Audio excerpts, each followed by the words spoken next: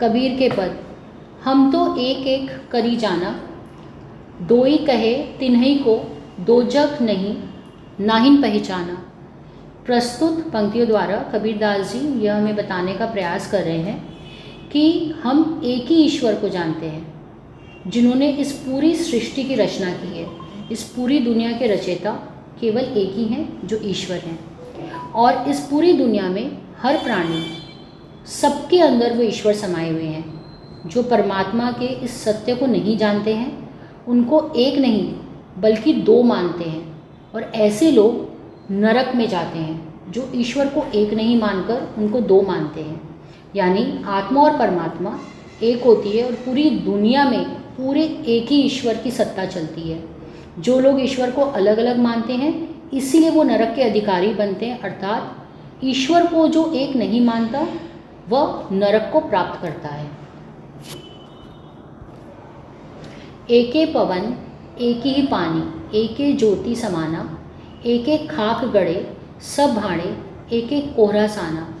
तो प्रस्तुत पंक्तियों द्वारा कबीरदास जी कहते हैं कि एक ही हवा होती है, पानी भी एक ही तरह का होता है, अलग अलग नहीं होता।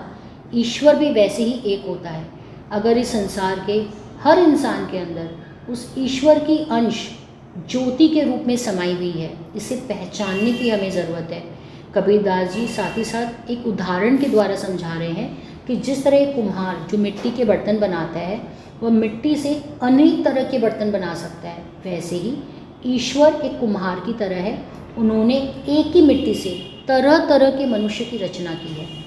कहने का मतलब यह है कि सभी मनुष्य पंच तत्व से बने हुए हैं। ये पंच तत्व क्या हैं? जल, वायु, अग्नि, आकाश और पृथ्वी। जो मनुष्य के मर जाने पर हम सब मिट्टी में ही समा जाते हैं। हम मिट्टी से ही बने थे और अंत में मिट्टी में ही समा जाते। जैसे बाड़ी काश थी, काटे अग्नि ना काटे कोई, सब घटी अंतरी तू ही व्यापक धरे स्वरूपे सोई। इसमें कबीरदास जी कह रहे हैं कि लकड़ी के अंदर आग हर समय रहती है।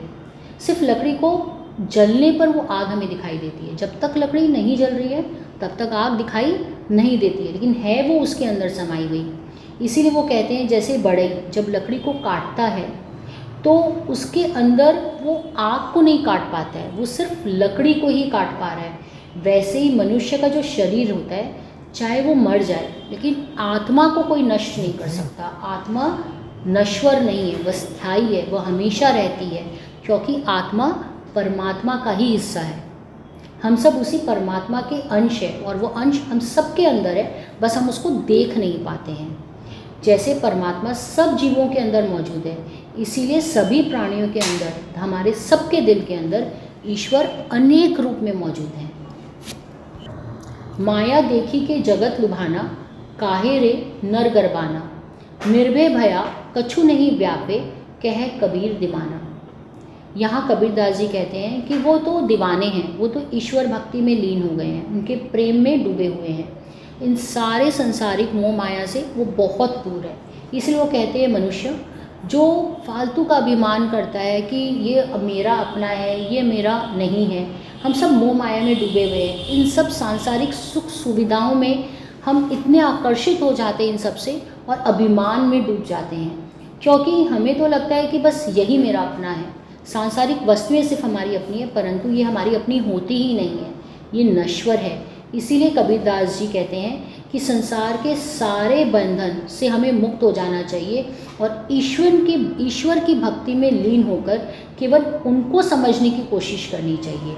और ईश्वर को कब समझेंगे हम? जब हमें आत्मज्ञान होगा, क्योंकि आत्मा का ज्ञान ही ईश्वर को पाने का रास्ता होता है। इसलिए हम सब उस परमात्मा की संतान हैं जो हमारे अंदर समाये हुए हैं। कबीरदास जी ने इस सच को जाना, इसीलिए वो खुद को दीवाने की तरह मानते हैं जो प्रभु भक्ति में सदैव लीन रहते हैं।